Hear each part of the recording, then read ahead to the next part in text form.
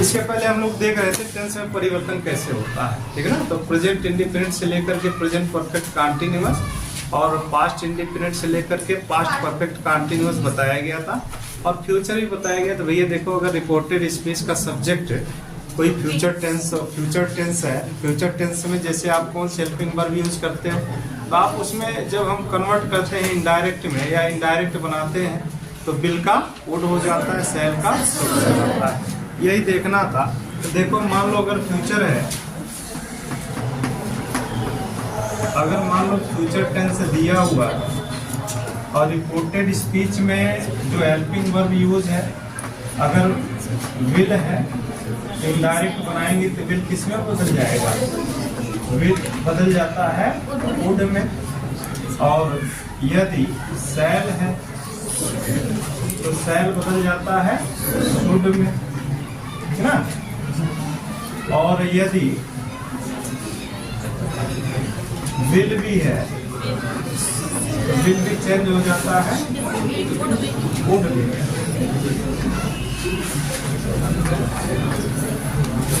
Would भी में।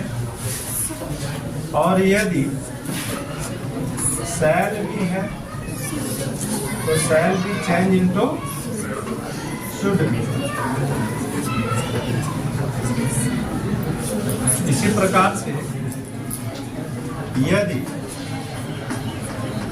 Will have है तो विल हैव के स्थान पर क्या हो जाता है, वुड हैव, ठीक है ना। और यदि शैल हैव है तो शैल हैव के स्थान पर क्या हो जाएगा, शुड हैव हो जाता है। और फिर विल हैव बीन और शैल हैव बीन। अगर विल हैव बीन है तो इनडायरेक्ट बनाओगे तो वुड हैव बीन हो जाता है, अगर शैल हैव बीन है तो इनडायरेक्ट बनाओगे तो शुड हैव बीन हो जाता है, ठीक है। लेकिन ये जरूरी नहीं है कि रिपोर्ट अगर शैल हैव बीन है तो जब इनडायरेक्ट बनाओ तो शैल है शुड हैव बीन ही होगा, वुड हैव बीन भी हो सकता है। यानी जब आप पर्सन में परिवर्तन करेंगे तो जो सब्जेक्ट यूज करेंगे उस सब्जेक्ट के अनुसार वुड बी या शुड बी या शुड हैव या वुड हैव बनेगा, ठीक है। ये तो जैसे मान लो कोई सेंटेंस एग्जांपल के लिए देख लो, जैसे मान लो कोई सेंटेंस दिया हुआ है, कह रहा कि Rama said to me,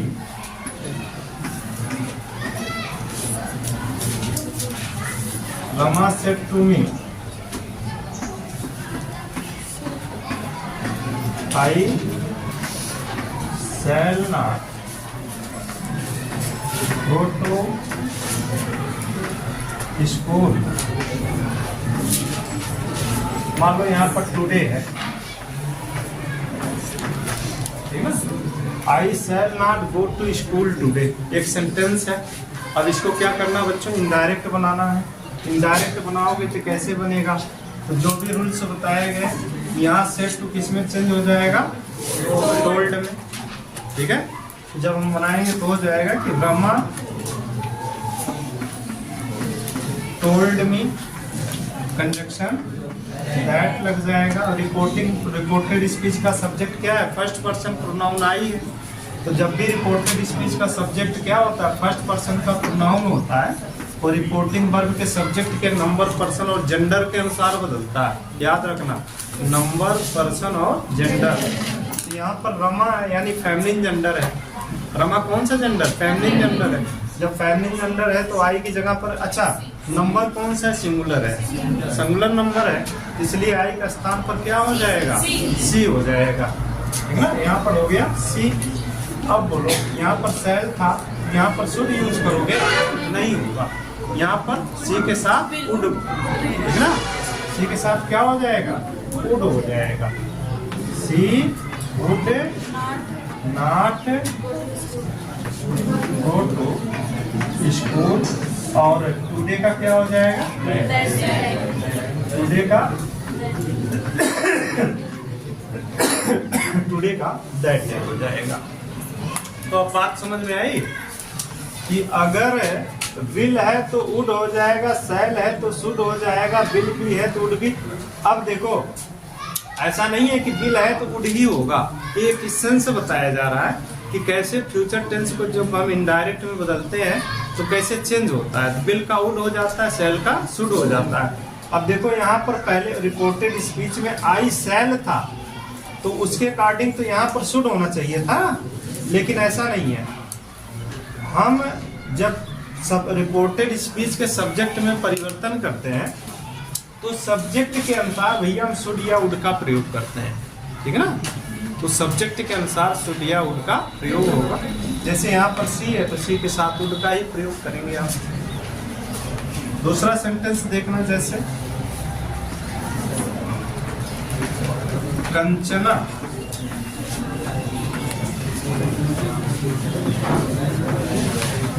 Kanchana said to me,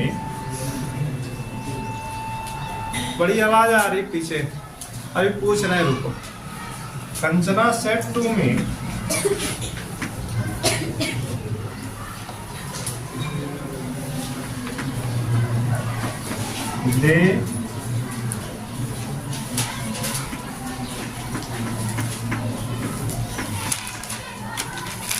they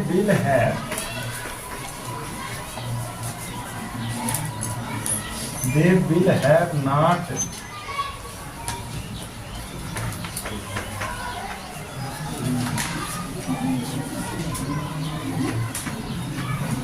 doing their work for 2 years। मान लो एक सेंटेंस है कि Kanchana said to me they will have not, यहाँ पर बीन रहेगा भैया, ठीक है ना। यहाँ पर क्या बीन है, they will have not been doing their work for 2 years, यानी वे लोग 2 वर्ष से अपना कार्य नहीं कर रहे होंगे, है ना। 2 वर्ष से अपना कार्य नहीं कर रहे होंगे। अब एक ऐसा एक मतलब रिपोर्टेड स्पीच में कौन सा टेंस है, फ्यूचर परफेक्ट कंटीन्यूअस टेंस है। अब इसको इनडायरेक्ट जब बनाओगे यहाँ पर क्या हो जाएगा, कंचना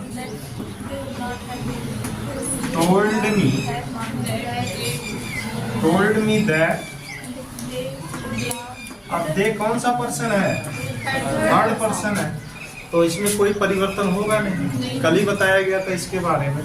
तो दैट दे, अब दे के साथ भैया हमेशा क्या होगा, विल का वुड हो जाएगा। दे वुड हैव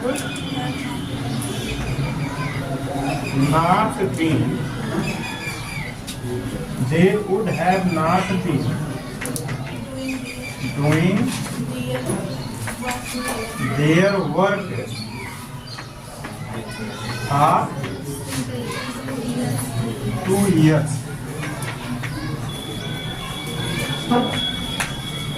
हाँ 2 years हो जाएगा इसका, ठीक है। नोट डाउन करिए तुरंत, समय नहीं है।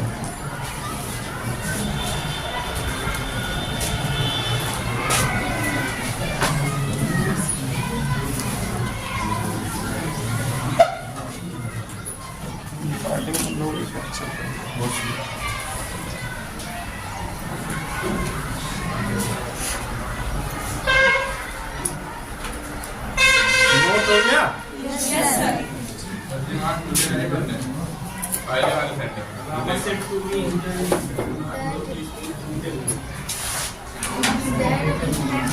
अभी हम इसको बता रहे हैं।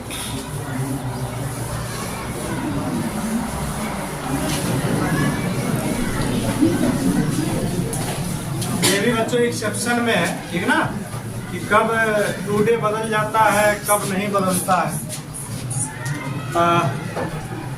कल बात हो रही थी मॉडल वर्ब्स की, कि मॉडल वर्ब्स को कैसे हम चेंज करते हैं।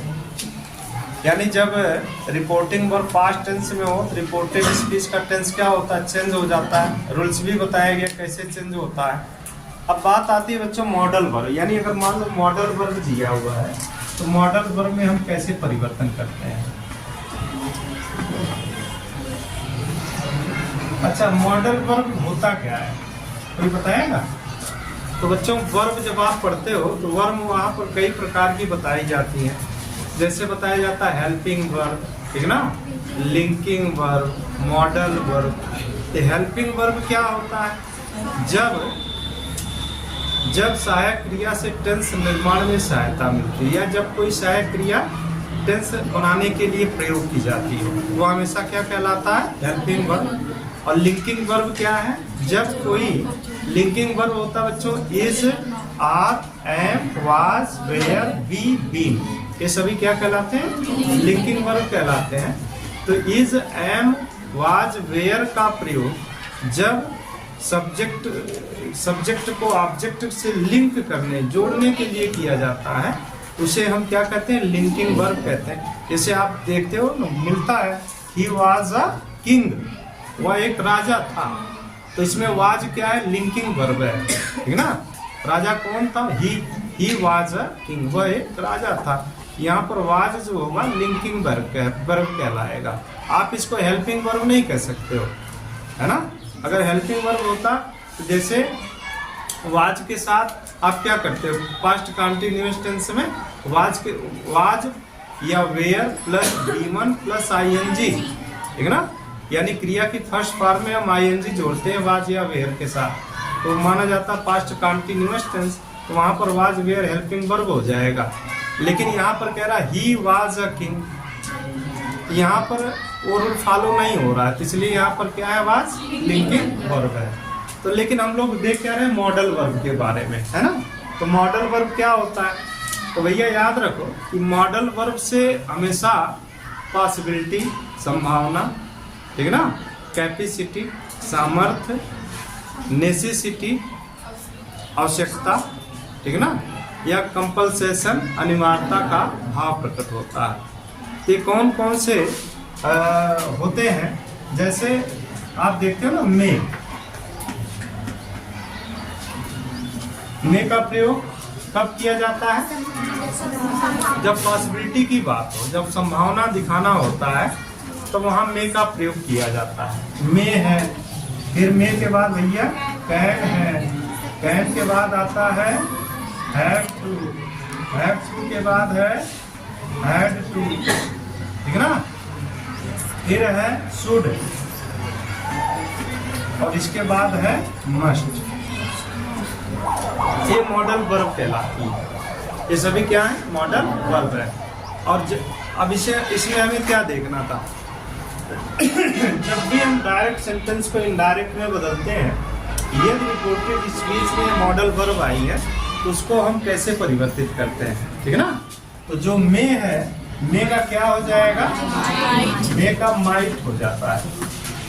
कैन है तो कैन का कुड हो जाता है।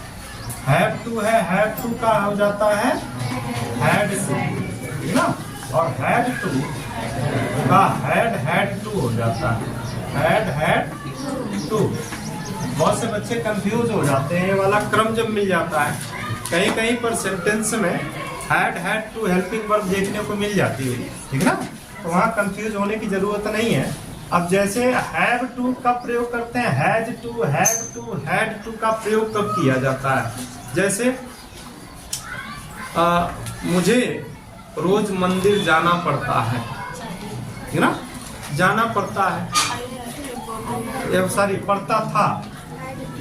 जैसे उसे रोज घर जाना पड़ता था या उसे रोज अस्पताल जाना पड़ता था, उसे रोज अस्पताल जाना पड़ता था, तो एक क्या है, पास्ट इंडिफिनिट टेंस है। क्या है, पास्ट इंडिफिनिट टेंस। लेकिन जब पढ़ता था आता है तो उसके लिए हम हेल्पिंग वर्ब हैड टू का प्रयोग करते हैं, है ना। He had to go to hospital daily, उसको रोज अस्पताल जाना पड़ता था। He had to go hospital daily अगर किसी सेंटेंस में है रिपोर्टेड स्पीच में, और जब इनडायरेक्ट बनाओगे, चूंकि इससे सेंस क्या निकल रहा है, पास्ट इंडिफिनिट टेंस का, यही ना। तो नियम के अनुसार पास्ट इंडिफिनिट टेंस किसमें बदल जाता है, पास्ट परफेक्ट टेंस में। तो पास्ट परफेक्ट टेंस की हेल्पिंग वर्ब क्या लगाओगे, हैड लगाओगे। तो क्रम क्या आ गया, हैड टू का। समझ रहे बात को। तो जब इस तरह से प्रयोग किया जाता है रिपोर्टेड स्पीच में, तो वहां पर हेल्पिंग वर्ब क्या लग जाती है, हैड टू बन जाती है। ठीक है। अगर शुड है तो शुड में कोई परिवर्तन नहीं होता भैया। अच्छा, शुड का प्रयोग हम कब करते हैं, हाँ, नैतिक कार्य का जब बोध कराना होता है तब शुड। जैसे हमें अपने माता पिता की आज्ञा का पालन करना चाहिए। We should obey our parents, ठीक ना। ओबे आवर पेरेंट्स, अपने माता पिता की आज्ञा का पालन करना चाहिए। उस सेंस में शुड का प्रयोग होता है, और शुड का शुड ही रहता है। इसमें कोई परिवर्तन इनडायरेक्ट बनाते समय नहीं किया जाता है। मस्ट है, मस्ट से कंपल्सेशन मतलब अनिवार्यता का बोध होता है, ठीक है ना। मस्ट का प्रयोग अनिवार्यता दिखाने के लिए किया जाता है, और मस्ट में भी हम कोई परिवर्तन नहीं करते हैं। मस्ट का मस्ट ही रहता है। समझ गए। ये मॉडल वर्ब्स है। और मॉडल वर्ब्स अगर रिपोर्टेड स्पीच में प्रयोग है, तो जब भी हम इनडायरेक्ट बनाएंगे तो may change into might, can change into should, have to change into had to change into had to, should change into should and must change into must। ठीक है ना। अब इस पर कुछ वाक्य प्रयोग भी देख सकते हैं, ठीक है। देखो, नोट कर लिए इसको, अरे नहीं, जल्दी करो। शुड है, शुड हो जाएगा, और यहाँ पर मस्ट है तो इसका मस्ट हो जाएगा।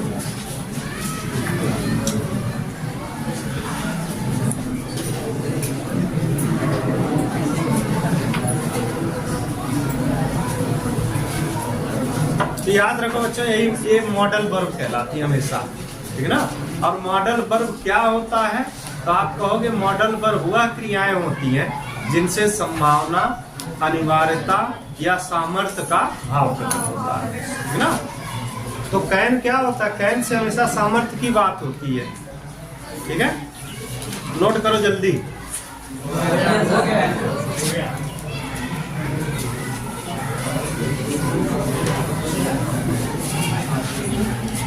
जैसे सेंटेंस है, एयर के सेंटेंस है, गरिमा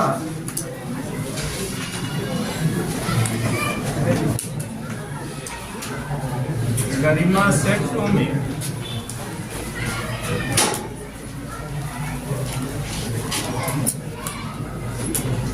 आई can run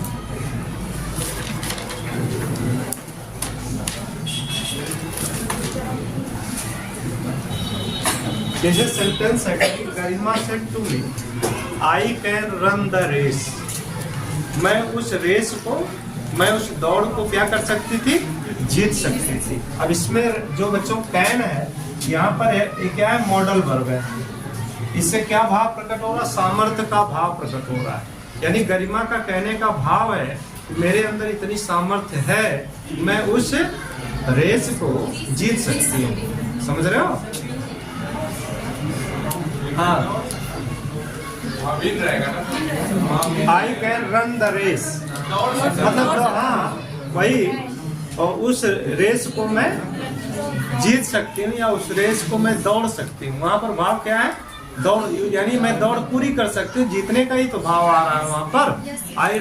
I can run the race, तो यहाँ पर विन नहीं है, लेकिन भैया भाव वही है ना। भाव क्या है, जीतने का ही है कि मैं उस दौड़ को पूरी कर सकती हूँ, अर्थात मैं उस दौड़ को जीत सकती हूँ। समझ रहे हो। तो जब इसको बनाओगे तो क्या हो जाएगा कि गरिमा सेड टू किस में बदल जाएगा, told me that. I first person है, आई फर्स्ट पर्सन है, और फर्स्ट पर्सन हमेशा रिपोर्टिंग वर्ब के सब्जेक्ट के नंबर पर्सन के अनुसार चेंज होता है, इसलिए यहाँ पर क्या हो जाएगा, सी। जरा खड़े हो उधर से, हाँ खड़े हो।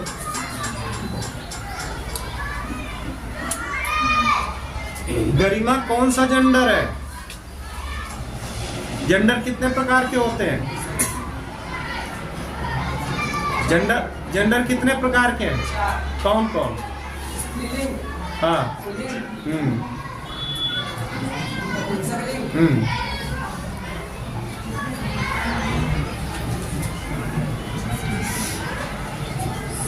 एक कॉमन जेंडर होता है उभयलिंग। यहाँ पर गरिमा कौन सा जेंडर है चारों में से? फेमिनिन है। गुड, ठीक है, बैठो। तो अब भैया अब देखो यहाँ पर इसके अनुसार यहाँ पर क्या हो गया? सी। कैन का क्या हो जाएगा? फूड हो जाएगा। तो sea food run the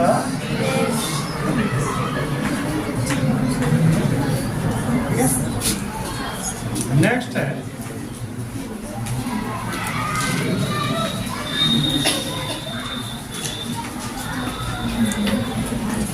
Abdullah said to me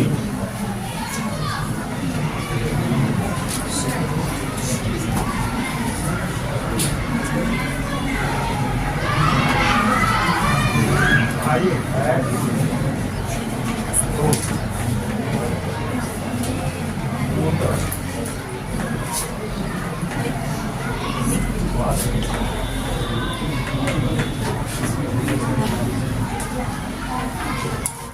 hospital के पहले आर्टिकल द का प्रयोग होता है और कभी कभी हॉस्पिटल, स्कूल या मंदिर के पहले आर्टिकल द का प्रयोग नहीं भी करते हैं और आर्टिकल द का प्रयोग करते भी हैं। कंडीशन जानते हो कौन कौन सी होती है? जब मंदिर का, स्कूल का, हॉस्पिटल का प्रयोग उसी उद्देश्य से किया जाता है तब उसके पहले कभी भी आर्टिकल द नहीं लगता है। जब स्कूल, हॉस्पिटल या मंदिर का प्रयोग किसी अन्य उद्देश्य से किया जाता है तो उसके पहले आर्टिकल द का प्रयोग हम करते हैं। अगर कोई व्यक्ति ट्रीटमेंट के लिए जा रहा है हॉस्पिटल तो आर्टिकल द नहीं यूज होगा। कोई व्यक्ति मंदिर में पूजा करने जा रहा है तो आर्टिकल द का प्रयोग टेम्पल के पहले नहीं करेंगे। कोई व्यक्ति स्कूल में पढ़ने जा रहा है तो स्कूल से पहले द नहीं लगेगा। समझ रहे बात को? कोई व्यक्ति फीस जमा करने जा रहा है स्कूल में तो स्कूल से पहले द लग जाएगा। कोई व्यक्ति मंदिर में कोई मरम्मत कार्य करने जा रहा है तो उसके पहले द टेम्पल हो जाएगा। समझ रहे बात को ना? अब यहाँ पर द हॉस्पिटल लगा हुआ तो इसका मतलब है कि कोई अन्य कार्य से वो जा रहा था, ट्रीटमेंट उसका उद्देश्य नहीं था। ठीक है, अब देखो, अब यहाँ पर भैया रिपोर्टेड स्पीच में लिखा हुआ I had to go to the hospital daily. मुझे, अब इसका सेंस क्या निकलेगा कि मुझे हॉस्पिटल रोज जाना पड़ता था। तो भाव क्या आ रहा है? प्रेजेंट इंडेफिनिट टेंस का। लेकिन जब पढ़ता था की बात होती है तो हेल्पिंग वर्ब हम क्या यूज करते हैं? Had to. लेकिन ये सेंटेंस क्या माना जाएगा? पर आप पास्ट परफेक्ट नहीं कहोगे इसको। ये क्या है? पास्ट इंडेफिनिट है। इसीलिए जब हम पास्ट इंडेफिनिट टेंस को इनडायरेक्ट में बदलते हैं तो हेल्पिंग वर्ब क्या लगती है? हेल्पिंग वर्ब क्या यूज होती है? हैड। क्यों? क्योंकि पास्ट इंडेफिनिट टेंस किस में बदल जाता है बच्चों? पास्ट परफेक्ट टेंस में। ठीक है, जब इसको बनाओगे तो यहाँ पर क्या हो जाएगा? Abdullah told me that. I का पर्सन बदलेगा ना? अब्दुल्ला कौन सा पर्सन है? Third person. इसके अनुसार यहाँ क्या हो जाएगा?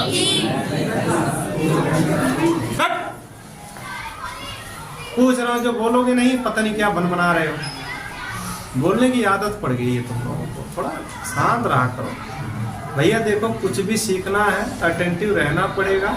आप देखते हैं ना, कुछ बच्चे होते हैं बहुत तेज होते हैं, कुछ कम तेज होते हैं, कुछ एकदम।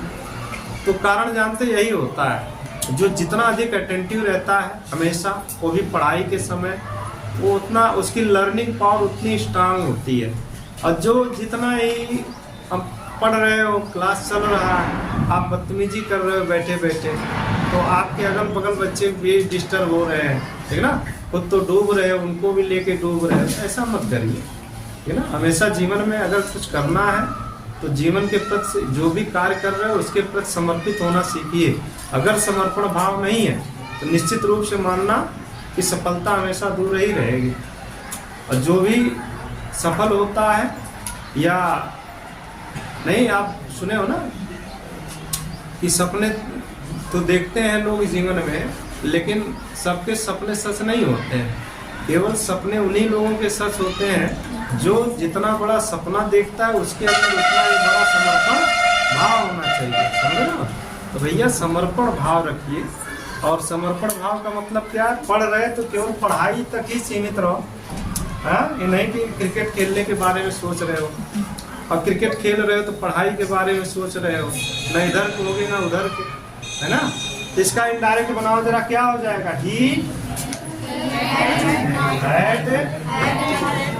had to हो जाएगा। He had to go to, हाँ, he had to go है ना। ये भैया यहाँ पर इंफिनिटिव है, वहाँ परेशान होने की जरूरत नहीं है कि वर्ब की थर्ड फॉर्म हर्ड उसके साथ, यहाँ पर उस तरह का भाव नहीं है, इसलिए he had to go। अगर टू ना होता तो गान होता है, समझ रहे बात को? अगर यहाँ टू ना लगा होता तो गान होता। He had to go to the hospital।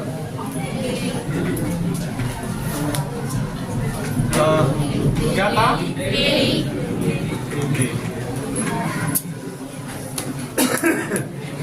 ठीक है, नेक्स्ट है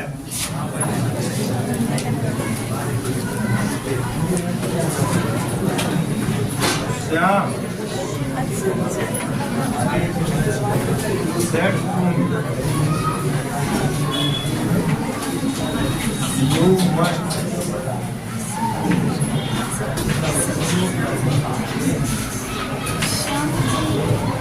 Shyam said to me you must go there। you must go there यानी तुम्हें वहां अवश्य जाना पड़ेगा, ठीक ना। यहाँ कंपल्सेशन का भाव है, तो जब इसको बनाओगे तो क्या हो जाएगा? इसका हो जाएगा कि श्याम told me that। अब यू सेकंड पर्सन है तो हमेशा बदलता है ऑब्जेक्ट के अनुसार, तो यहाँ क्या हो जाएगा? I must go. ठीक है ना बच्चों, आज इतना ही, फिर देखते हैं नेक्स्ट क्लास।